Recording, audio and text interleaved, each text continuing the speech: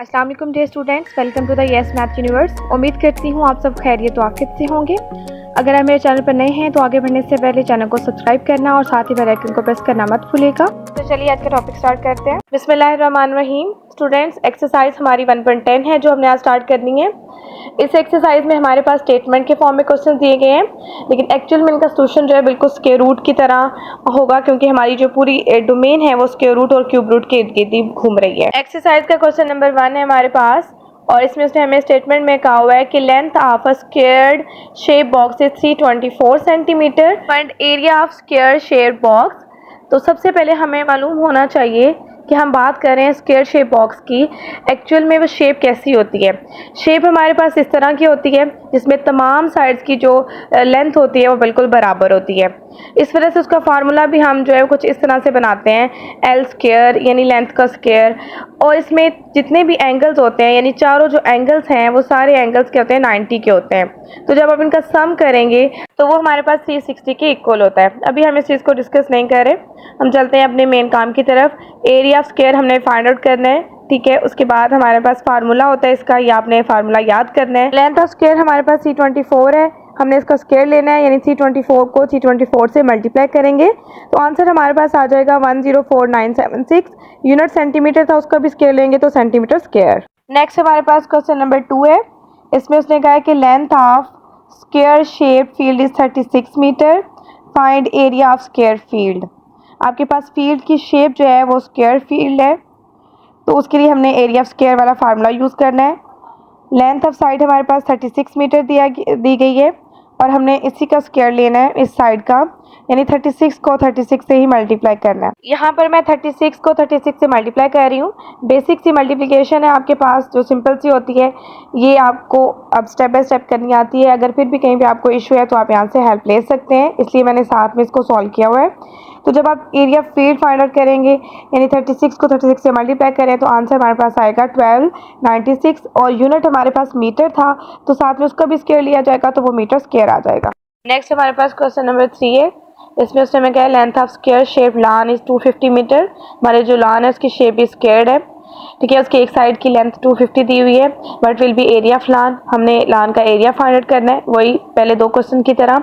उसके बाद उसने कहा है कि what will be the it's cost of growing grass at rate of ₹75 पर स्क्वायर मीटर। ये एक स्क्वायर मीटर में घास उगाने की कीमत बताई गई और हमने पूरा जो एरिया फाइंड आउट करना है उसमें घास टोटल लगाने का जो हमारे पास कॉस्ट आएगा उसको हमने फाइंड आउट करना है। स्टेटमेंट में हमें कहा गया था कि हमने दो जो है वो चीज़ें फाइंड आउट करनी है। स्टेटमेंट को भी दो पार्ट्स में डिवाइड कर दिया है। सबसे पहले हमें area of lawn find out करना है। हमारे पास एक साइड की लेंथ है 250, हमने इसका स्क्वायर लेना है, यानी 250 को 250 से मल्टीप्लाई करेंगे।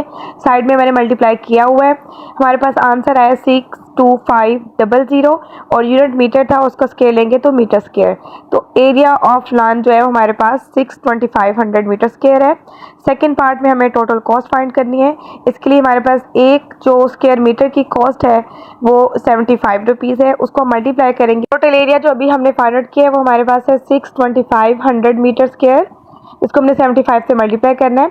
आसान तरीका ये होगा कि हम जो दो जीरो है उनको भी स्किप करेंगे और सिर्फ 625 को 75 से मल्टीप्लाई करेंगे, आंसर आएगा 46875।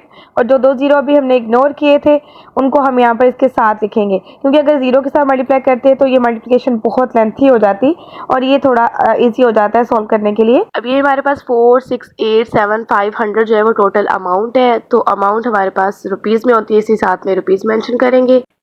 नेक्स्ट हमारे पास क्वेश्चन नंबर 4 में वो कह रहे हैं area square shape field is 14400 square metre, find length of square. अब हमारे पास एरिया दे दिया गया और एक साइड की लेंथ हमने फाइंड आउट करनी है। फार्मूला हमारा वही जो फर्स्ट हमने 2 क्वेश्चन में यूज़ किया वही लिखेंगे, ठीक है। एरिया स्क्वायर है 14400 से लिखेंगे साइड पे।